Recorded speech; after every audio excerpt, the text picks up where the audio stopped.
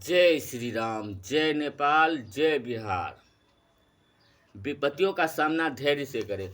संसार शाश्वत दुखालय है। यहाँ आने वाले को दुख कष्ट विपत्तियां सहन करनी ही पड़ती है। श्री राम कृष्ण महावीर बुद्ध ईसा मोहम्मद स्वामी दयानंद महात्मा गांधी आदि महापुरुषों के जीवन संकटों और विपत्तियों से भरे हुए थे, पर वे संकटों की तनिक भी परवाह न करते हुए अपने कर्तव्य मार्ग पर अविचल और आबाद गति से अग्रसर होते रहे। फलतः वे अपने उद्देश्य में सफल हुए और आज संसार उनकी महिमा का गान करता है। विपत्तियां एवं कठिनाइयों से जूझने में ही हमारा पुरुषार्थ है। यदि हम कोई महत्वपूर्ण कार्य करना चाहते हैं तो उसमें अनेक आपत्तियां की मुकाबला करने के लिए हमें तैयार ही रहना चाहिए। जिन्होंने इस रहस्य को समझकर धैर्य का आश्रय ग्रहण किया, संसार में वे ही सुखी समझे जाते हैं। धैर्य की परीक्षा सुख की अपेक्षा दुख ही अधिक होती है। महापुरुषों की यह विशेषता होती है कि दुखों के आने पर वे हमारी तरफ अधीर नहीं होते। देवी कुंती तो भगवान से विपत्ति की ही वरदान मांगती है, क्योंकि भगवान का सच्चा स्मरण विपत्ति में ही होता है। वे कहती हैं, मनुष्य जीवन भी प्रकृति की तरह परिवर्तनशील है। जिस प्रकार प्रकृति में समय अनुसार परिवर्तन होते रहते हैं, उसी प्रकार जीवन में भी परिवर्तन होते रहते हैं।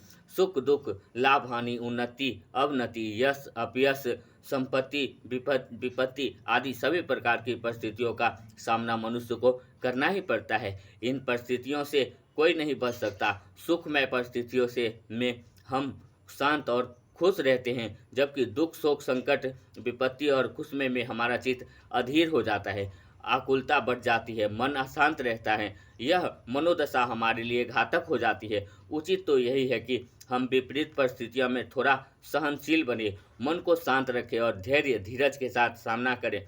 आपत्तियों की उपस्थिति होने पर धैर्य रखना ही बुद्धिमानी है। समस्याओं पर शांत मन से सोचे विचारे करें। अपने बुजुर्ग शुभचिंतक संबंधियों मित्रों से चर्चा करें, परामर्श लें और धैर्य रखते हुए समस्याओं का निराकरण करने के लिए सतत प्रयत्नशील रहे। इस प्रकार कुछ प्रतीक्षा करने के बाद हमें सफलता मिलेगी। हारिए न, हिम्मत को सदैव स्मरण रखिए और साहस के साथ सामना करिए। समय बदलता है और विश्वास रखिए कि बुरे समय के बाद निश्चित ही अच्छा समय आएगा। विपत्तियों से डर कर हिम्मत हारने पर विपत्तियों का वेग कम नहीं होता, बल्कि साहस हिम्मत के साथ उनका सामना करने पर ही संकट दूर होता है। सुख सपना दुख बुध बुधा दोनों ही मेहमान, इनका आदर कीजिए जो भेजे भगवान। विपत्तियों में अपना मनोबल कमजोर मत करिए। आपदाओं में खुश रहना सीखना चाहिए। चिंताग्रस्त निराश और परेशान रहकर आप अपनी और परिवार के सदस्यों की शांति नष्ट न करें, अपितु हर हाल में संतुष्ट और खुश रहना सीखिए। वाल्मीकि रामायण में कहा गया है, शोको नाश्यते धैर्य, अर्थात शोक धैर्य का नाश करता है। शोक दुख और संकट के समय हमारी धैर्य धीरज धारण करने की शक्ति नष्ट हो जाती है।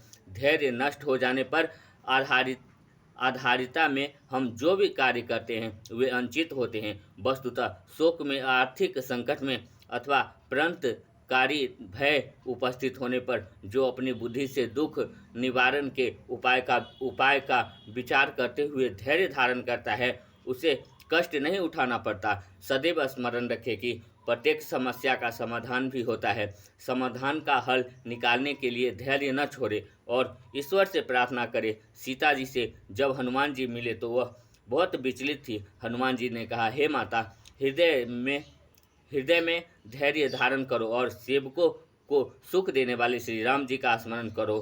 कह कपि हृदय धीर धरु माता, सुमरि राम सेवक सुखदाता। जय सिया राम।